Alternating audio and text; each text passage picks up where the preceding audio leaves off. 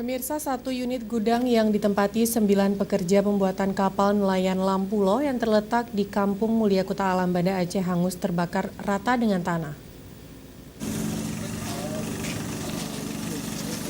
Kebakaran yang menghanguskan satu unit bedeng atau gudang yang berkonstruksi kayu yang ditempati 9 pekerja pembuat kapal nelayan Lampulo di Kampung Mulia, Kecamatan Kuta Alam, Banda Aceh, rata dengan tanah.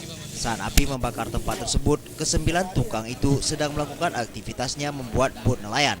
Bahkan mereka tidak tahu api yang sudah membumbung tinggi menghanguskan gudang yang mereka tempati. Dari jam berapa tadi abang tahunya kebakaran ini, bang? Nggak tahu, bisa setengah 10 lah mungkin. Pas abang lihat seperti apa? Udah besar api. Udah nggak bisa diselamatkan apa yang ada. Barang-barang apa aja bang di dalam?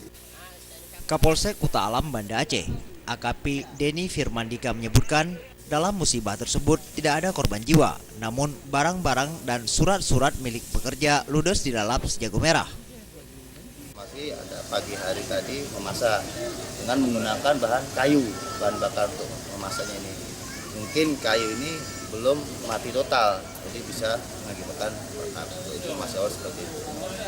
Kalau yang isi di dalamnya apa aja? Ada korban dari Awal mula di dalam situ barang-barang material, kemudian ada sepeda motor, handphone atau perlengkapan baju untuk para pegawai pekerja bot ini. Api yang membumbung tinggi yang terjadi sekitar pukul 9 waktu Indonesia Barat berhasil dipadamkan setelah 2 unit mobil pemadam kebakaran BPBD Kota Banda Aceh tiba di lokasi. Tim Liputan Aceh TV.